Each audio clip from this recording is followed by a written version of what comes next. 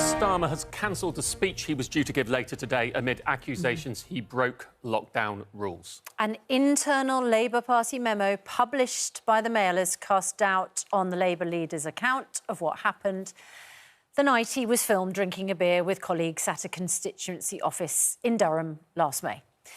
Joining us now, the Shadow Health Secretary, Wes Streeting. Very good morning to you, Mr. Streeting.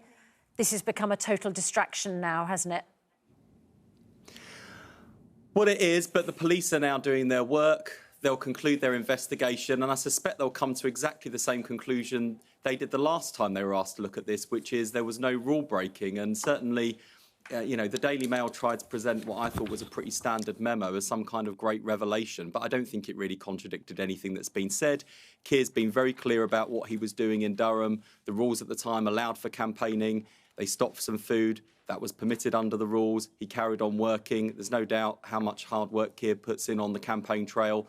And I let the police do their work. I'm sure they'll draw the same conclusion. And the contrast between the way Keir Starmer conducts himself and the way that Boris Johnson has conducted himself will not be clearer. OK, the contrast, too, between what Sir Keir Starmer said about what Boris Johnson should do and what Keir Starmer is currently doing is also stark. January the 12th, before police investigated Partygate, Keir said Boris Johnson should do the decent thing and resign. So should he do the decent thing, in his words, and resign? Well, no, because Keir hasn't broken any rules. And remember, by that point, we'd gone through months and months of Boris Johnson denying there were any parties in Downing Street at all, let alone the fact that he'd been at them. And I think that's what really ran our patience out, and not just the Labour parties, right across Parliament, including some of Boris Johnson's own MPs, because under the ministerial code, it's just there in black and white. If ministers are found to have lied to Parliament, and Boris Johnson did by denying there were any events, let alone the sin of omission of not saying he was there himself, you have to resign if you lie to Parliament. I think that as far as where we are now, I don't understand why Boris Johnson's still in his job, frankly, and I would hope that after the absolute hammering his party got in the elections last week, if Conservative MPs weren't going to do the right thing, on principle, you might hope they'll do the right thing now out of self-preservation, because it can't be right that the Prime Minister lies to Parliament and lies to the country and gets away with it. Wes, just help me break this down so I can understand your position. So the first thing was, when Boris Johnson was under investigation but had not been fined, you have just effectively said he should have resigned at that point because we all knew what was going on. We are in a similar position now with Keir Starmer. He is being investigated. So it is difficult to see the line of difference between Keir Starmer's opinion at the time Boris Johnson was investigated and Keir Starmer's opinion now that he is being investigated. What is the difference? Well, the big difference is that Keir's never denied he was in Durham. It was perfectly legitimate. It was allowed within the rules at that time, bearing in mind these things were a year apart. Can I just interrupt? Wes Streeting, he might not have denied that he was there, but the party did say Angela Rayner wasn't there and then had to admit that Angela Rayner was there. So what's the difference there? And Susanna, that was a genuinely honest mistake. The Labour Party so held its hands up. in some people's minds, that's an honest mistake, as you say. In others, it was a lie. It wasn't true, was it? Hang on a second. She was there. But whether or not Keir and Angela were both there, or whether just Keir was there, is neither here nor there, because what matters is... Well, what matters, Wes Streeting, is honesty. On substance of the rules, did they break them? And the answer was no, and that's the conclusion the police reached last time. And also, Keir Starmer told us that there was nowhere else to get food, so because there was a meeting going on, they had to...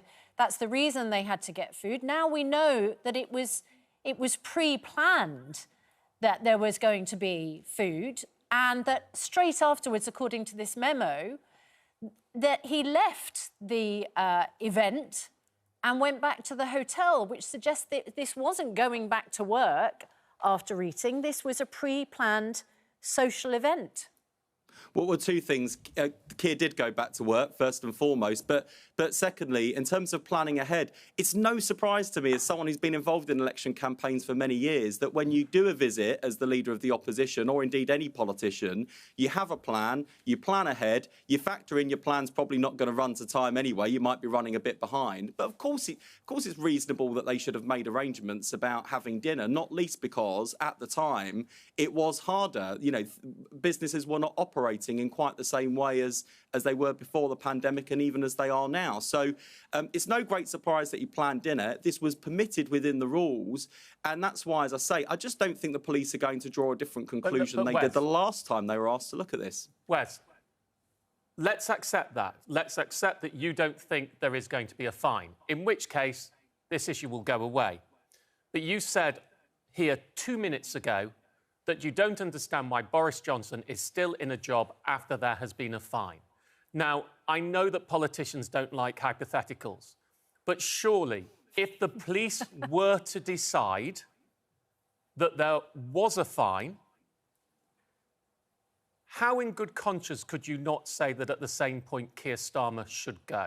And I think, I know you, and not just you, all politicians, you say, well, I don't want to answer that. Well, I think we deserve an answer to that. We think we need to know where someone like you stands on this issue. If Keir Starmer were to be fined, and he's being investigated, so it's not that hypothetical, would you say he should go?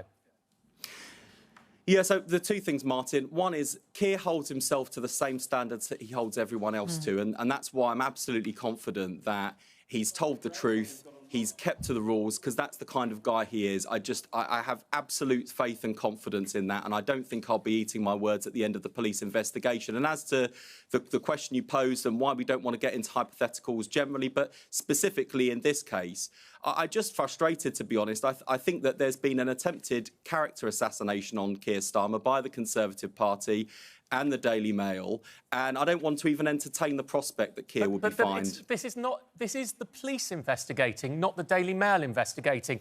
And if you forgive me, when I hear you answer that, I am somewhat disappointed.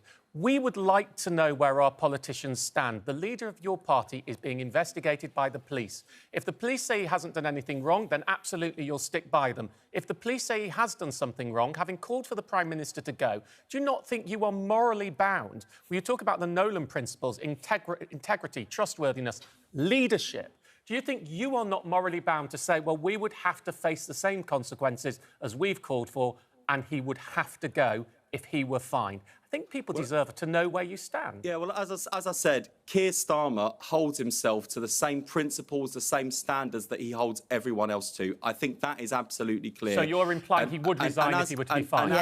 But as I say, Martin, like I'm not going to get into what Keir Starmer should do if he was fined, because the fundamental point I want to make is that Keir Starmer has been honest. He's someone of integrity. He followed the rules at all time. And let's remember, the police have looked at this before. They've been called on to look at it again. They are looking at it again, and I respect that. Don't criticise them for a minute. Yeah, you've said you've said very clearly he holds himself to the same standards. And I think, as Martin points out, what everyone's hearing is... We can read between the lines. Yeah, we can read between the lines. So if let's put you the final hypothetical, if he were to resign, a lot of people, including people who are sympathetic to the Conservatives, think that you would make an excellent leader of the Labour Party. Would you throw your hat into the ring? Oh, that's very kind of you to say, Susanna. But look, I'm here defending Keir Starmer because I think that he is one of the most decent people I've ever worked with in any walk of life that I've worked in politics in particular. And I think he'd be an outstanding Prime Minister for this country. And I think that the results that we achieved in the local elections last week show that there is everything to play for Labour at the next general election. We've seen a remarkable turnaround from where we were previously at the last general election, our worst defeat since 1935, a remarkable turnaround. We're not finished, we're not there yet, and there are lots of your viewers who are still yet to be persuaded to vote Labour, so we're humble about that and honest about that. But I think the more that people see and hear from Keir, from the Labour team and Labour's platform at the next general election, I hope that we can inspire the confidence and trust of people to back a Labour government. We do need change in this country. Just look at the fact that today, on the front page of the newspaper, sorry, we Wes hear 2 Streeting, this is not actually an poverty. answer to the question, but it's an expert political deflection from answering the question. And of course, you know, we may find that you are in a position you don't currently want to acknowledge, which is he may not be the leader of your party when we go into the next election. But I appreciate you don't want to acknowledge that possibility, and you won't acknowledge whether you would stand for leadership. But Wes Streeting, we have to let you go. Thank you very much indeed for talking to us this morning.